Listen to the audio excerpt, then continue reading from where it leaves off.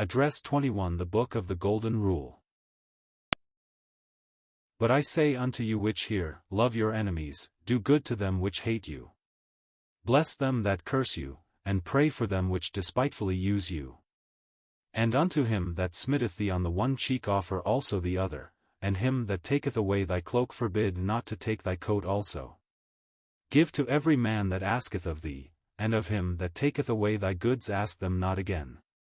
And as ye would that men should do to you, do ye also to them likewise. For if ye love them which love you, what thank have ye? For sinners also love those that love them. And if ye do good to them which do good to you, what thank have ye? For sinners also do even the same. And if ye lend to them of whom ye hope to receive, what thank have ye? For sinners also lend to sinners, to receive as much again. But love ye your enemies, and do good, and lend, hoping for nothing again, and your reward shall be great, and ye shall be the children of the highest, for he is kind unto the unthankful and to the evil. Be ye therefore merciful as your Father also is merciful. Judge not, and ye shall not be judged, condemn not, and ye shall not be condemned, forgive, and ye shall be forgiven, give, and it shall be given unto you, good measure, pressed down, and shaken together, and running over, shall men give into your bosom. For with the same measure that ye mete withal it shall be measured to you again. Luke 6 verses 27 to 38. Do not these words seem rather strange to come to us in a day like this when so-called civilized nations are in sanguinary warfare and death prevails almost everywhere? One, of course, we have to remember that our Lord Jesus Christ was speaking to his own disciples. We do not have here, and we might as well frankly face it, instruction for the nations of the world as to how they are to carry on their affairs of government. We find if we go through the book that, when nations forget God, he uses other nations to punish them. The principle of government runs all through the Bible and it does not conflict with the plan of grace. We have noticed already that the Sermon on the Mount is not the gospel. It gives us the principles of the kingdom of God, principles which should govern the lives of God's children at all times. There are some who would ignore what we have here. They insist that it was given to the disciples in Israel and it will only come into effect again just before the coming of Christ at the second advent. That is sophistical reasoning. In view of the fact that we are told that the righteousness of the law is fulfilled in us who walk not after the flesh but after the Spirit, how can we think for a moment that the principles laid down here for the disciples have no application for us? Christ is still the absent one, and we are here where we are bound to be misunderstood and will have to suffer if we bear his name. That is just what our blessed Lord emphasized in his address. But I say unto you which hear, love your enemies, do good to them which hate you. Now there is a direct challenge to everyone as individuals. I put the question to you as I put it to my own heart. Do we professed Christians love our enemies? That is the command of the Lord Jesus Christ. If we love our enemies, we will not be glad when they suffer, and certainly we will endeavor to make things no worse for them. He is speaking here of disciples, not of national affairs. If there were Christian nations they would be responsible to live according to such principles. But there are no nations which honor the Lord Jesus Christ completely and yield to his commands. The Christian sailor or soldier needs not to hate his enemy though he serves his country in battle.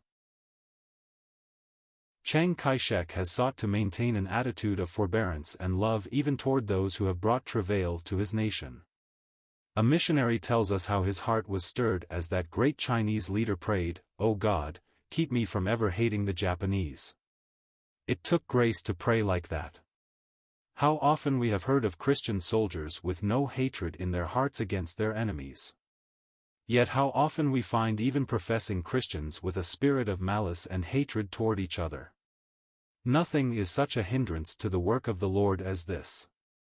We need to remember that Christ has said, "With what measure you mete, it shall be measured to you again."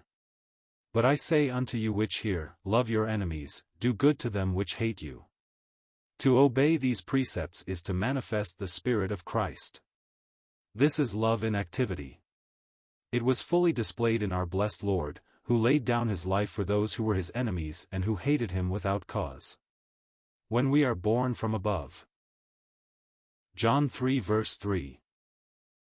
We receive the nature which is divine, and so are enabled in our measure to walk in love toward all men, no matter how injurious and hateful their behavior toward us may be.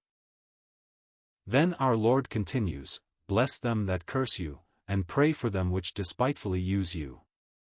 This is faith's resource. None are so vicious or depraved but what there is a possibility that they may be reached and softened by means of the throne of God. We touch that throne by prayer. Blessing those who curse us, we intercede with God on their behalf. Again our Lord sets us the example, he who prayed, "Father, forgive them, for they know not what they do," Luke 23 verse 34. When somebody has been very unkind, instead of meeting him in the same way, get down on your knees and plead for his blessing, and when the Spirit of God speaks to him, his attitude will change. Try it and see. Go alone into the presence of God and ask him to speak to those hearts in divine love. Pray for those against whom you have been cherishing ill feelings. And unto him that smiteth thee on the one cheek offer also the other, and him that taketh away thy cloak forbid not to take thy coat also. This is one of the verses that I find a great many of my brethren delight to pass on to the remnant of Israel. It may prove a little inconvenient now, but the Lord meant us to take his words literally. He gave to his disciples an example. He bore reproach uncomplainingly and committed himself to him that judgeth righteously. Men maltreated him most cruelly. They dragged him out to Calvary and nailed him to the cross. He might have called on God to visit judgment upon them, but he cried out, "Father, forgive them, for they know not what they do." If someone smites us on one cheek, are we willing to endure it and even to face further ill treatment for him? And him that taketh away thy cloak forbid not to take thy coat also. We need not try to press this too literally. Our Lord himself, when smitten on the one cheek, is not said to have challenged his persecutor to smite the other. It is rather the spirit of retaliation which is here rebuked.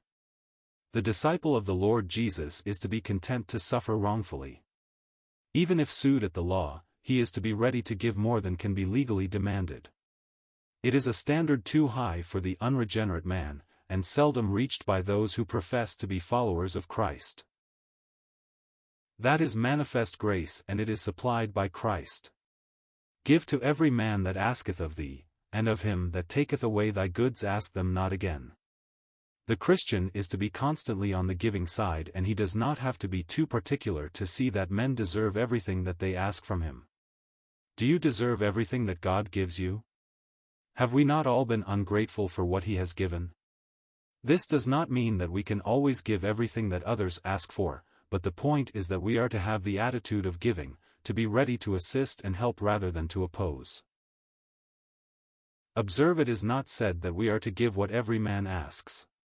To do so would often mean to work injustice on others, as for the head of a family to give to beggars what his own household, for whom he is responsible to care, 1 Timothy 5 verse 8, might sorely need. There are times when it is better to give faithful advice than to bestow alms. But if one's goods are taken by force, we can be content to let them go when assured we possess the true riches that shall never pass away. Now comes the golden rule, and as ye would that men should do to you, do ye also to them likewise. It has often been said that the Lord Jesus Christ was not original in giving this rule, that it is found in other and older literature of the world. The great Chinese teacher, Confucius, King Futsa, said, "What you would not have others do to you, do not you to them." That is negative. Our Lord Jesus makes it positive. And as ye would that men should do to you, do ye also to them likewise. Here is benevolence in activity, here is goodness positive, not negative, even looking for an opportunity to emphasize the love and kindness of God to men and women in need all about one. This high standard is only found here in the Book of God. You can search the literature of the world before Christ came, and you will not find it anywhere. This golden rule was first proclaimed by the blessed Son of God. The Bible is the book of the golden rule. Do not make a mistake and think this is the way of salvation. My dear friends, if you had to wait until you obeyed the golden rule, you would never become a Christian. You need to acknowledge that you have sinned against God, and when you trust Christ and accept Him as your Savior, you become a Christian. Then you are to own Him as your Lord. He will enable you to live out the golden rule. And as ye would that men should do to you, do ye also to them likewise. In the next part of our passage, the Lord Jesus shows how men profess to be His disciples and yet rise no higher than the world in practical behavior. For if ye love them which love you, what thank have ye? For sinners also love those that love them. If you only love them that love you, what credit is that to you? And if ye do good to them which do good to you, what thank have ye? For sinners also do even the same. And if ye lend to them of whom ye hope to receive, what thank have ye? For sinners also lend to sinners, to receive as much again. The Lord ridicules those who pretend to be the children of God when they have not reached any higher, so far as practical behavior goes, than those who make no profession at all. We are not to try to overcome evil with evil, but overcome evil with good. Then you are manifesting the Spirit of Christ. But love ye your enemies, and do good, and lend, hoping for nothing again, and your reward shall be great, and ye shall be the children of the Highest, for He is kind unto the unthankful and to the evil. This is one of the hardest lessons we have to learn. But by obedience to these words, we will be emphasizing our relationship to God our Father, for He is kind to the unthankful and to the evil.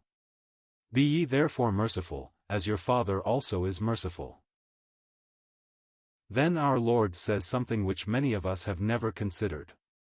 We know that it is in the Bible and yet it has so little influence on our lives. Judge not, and ye shall not be judged, condemn not, and ye shall not be condemned, forgive, and ye shall be forgiven. I wonder who of us can take a test like that and say, not guilty. How quick we are to judge others, to judge people's motives, to imply evil where it may not exist. How often are judgments unkind and untrue? Judge not, our Lord Jesus said, and we pay so little attention to it. Judge not, and ye shall not be judged, condemn not, and ye shall not be condemned, forgive, and ye shall be forgiven. The poet says, to err is human, to forgive, divine. Forgive and you shall be forgiven. Give, and it shall be given unto you, good measure, pressed down, and shaken together, and running over, shall men give into your bosom. For with the same measure that ye mete withal it shall be measured to you again. God is ever a giver and we are called to be imitators of Him. Let us not be self-centered, always looking for recognition. True joy is found in ministering to others. It is better, said Jesus, to give than to receive. If we manifest the fruit of the Spirit, which is love, we shall find that even unsaved and godless men will begin to recognize the fact that we really belong to Christ. It is amazing how grace can overcome evil and sin. You cannot lose if you spend your life giving, but if you spend it by taking in, you will lose out completely. How many folks are like the Dead Sea? For many centuries the River Jordan has been pouring fresh water down to the Dead Sea, and yet it remains as it has been for centuries. There is no outlet, it has been taking in all the time. If you want to know the secret of a happy life, you will find it in obeying the Lord's word, give, and it shall be given unto you. In God's government, He will see to it that we are treated at last as we treat others. The generous heart will receive generously in return. No one ever loses by loving, nor becomes poor by giving, for he has the blessing of those needier than himself. Christ's instruction was given for the guidance of His disciples. It is a mistake to suppose that in the teaching of our Lord we have a system of ethics designed to curb the evil propensities of natural men and so raise them to a higher spiritual plane. Nothing will do this but the new birth. When men are born of God, they find in the instruction of Jesus the principles that guide in living the new life. But we need to remember there must be a life by which we live before we can live the life. One written during the Second World War.